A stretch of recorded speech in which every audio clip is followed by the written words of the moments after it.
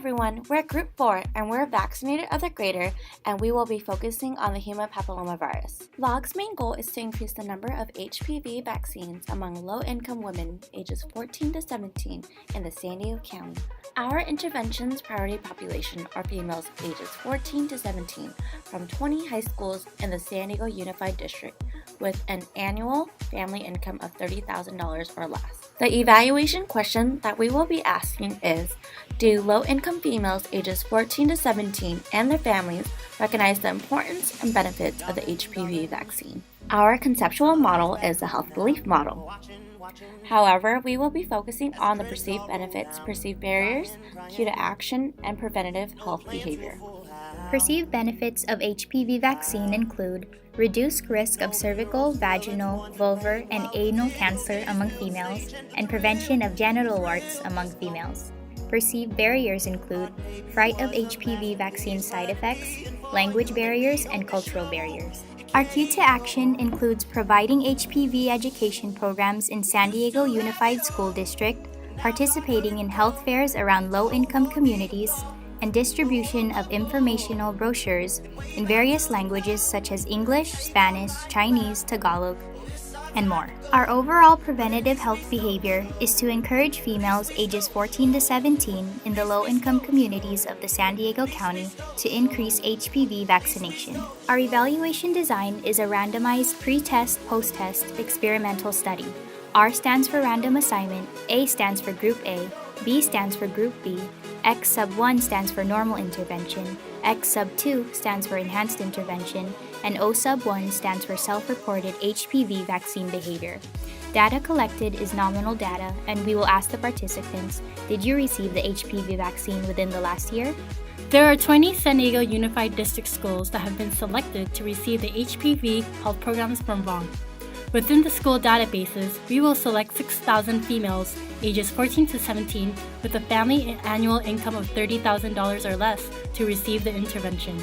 However, only 10 of the San Diego Unified District schools will receive an enhanced intervention, and 10 other schools will receive a normal intervention. VOG has two variables, independent and dependent variables. Independent variables are two different HPV health programs, enhanced intervention and normal intervention. The dependent variable is the number of HPV vaccines among low-income families after 1 year. Prior to the intervention, VOG will hold a pretest where the female students will have a face-to-face survey with a staff member about the human papillomavirus, such as, what is your ethnicity? This question is a nominal because there are 6 categorical answers: African American, Caucasian, Hispanic, Asian, or other. Have you received the HPV vaccine? This question is a nominal because there are only 2 categorical answers, yes or no. Does anyone in your family have the human papillomavirus? This question is a nominal because there are only 3 categorical answers, yes, no, or I don't know. How serious do you think the human papillomavirus is? This question is described as ordinal because there are 5 categorical answers: very serious, serious, indifferent, not serious, and not serious at all. Following the pretest, the female students will receive either an enhanced or normal HPV health program intervention. A year after the HPV health program's interventions are held, we will come back and survey the 6,000 females that received the intervention with some questionnaires. What is your ethnicity? This question is a nominal because there are only 6 categorical answers: African American, Caucasian, Hispanic, Asian, and other. Have you received the human papillomavirus vaccine within the last year? This question is a nominal because there are only 2 categorical answers, yes or no. How serious do you think the human papillomavirus is? This question is described as ordinal because there are 5 categorical answers: very serious, serious, indifferent, not serious, and not serious at all. VOG decided to do a bivariate analysis to answer this question.